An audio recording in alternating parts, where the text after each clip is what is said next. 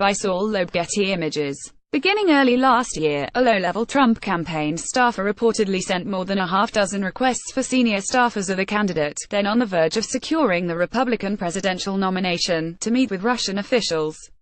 Those attempts concerned more senior members of Trump's campaign, including Paul Manafort and Sam Clovis, who cautioned against such overtures.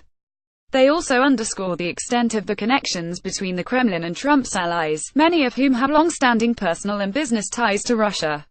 In March 2016, George Papadopoulos, the youngest member of the campaign's foreign policy team, sent an email to 7 Trump officials with the subject line "Meeting with Russian leadership," including Putin, wherein he offered to arrange a meeting between us and the Russian leadership to discuss U.S.-Russia ties under President Trump, according to the Washington Post, which was read internal Trump campaign communications. Papadopoulos' initial offer to act as an intermediary was rebuffed, according to the Post. "We thought we probably should not go forward with any meeting with the Russians until we have had occasion to sit with our NATO allies," Clovis, Trump's campaign co-chairman, wrote in response. Charles Kubik, a retired Navy Rear Admiral and advisor, raised legal concerns, too.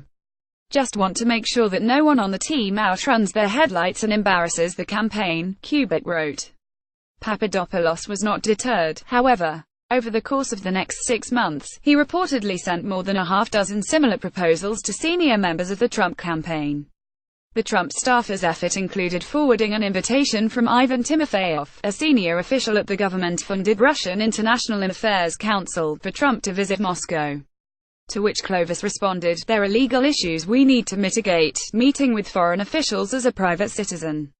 Corey Lewandowski, Trump's campaign manager at the time, was copied on the email, but the exchange referenced by the Post did not include a response from him to Papadopoulos.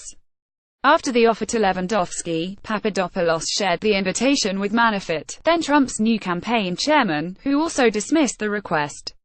"We need someone to communicate that DT is not doing these trips," he wrote to Rick Gates, another Trump advisor. In a statement to the Post, a spokesperson for Manafort, Jason Maloney, pointed to the exchanges as evidence that the narrative of Russian collusion is fake news. He added that Mr. Manafort's swift action reflects the attitude of the campaign. Any invitation by Russia, directly or indirectly, would be rejected outright. Of course, Manafort himself, along with Donald Trump Jr. and Jared Kushner, met with several Kremlin-connected Russians soon after. In July 2016, the 3 campaign officials invited a Russian lawyer and alleged former spy, along with 2 interpreters, one of whom had been accused by congressional investigators of participating in a massive international money laundering scheme to Trump Tower, under the pretense of coordinating opposition research on Hillary Clinton. Trump Jr., Kushner, and Manafort, among others, have since become central players in the ongoing Justice Department investigation into Russia's interference in the presidential election. All 3 men, and the Trump campaign, have repeatedly denied any wrongdoing. More broadly, the email exchanges and Papadopoulos' reported contact with Russian officials may be indicative of the extent of the Kremlin-backed effort to influence the election last fall.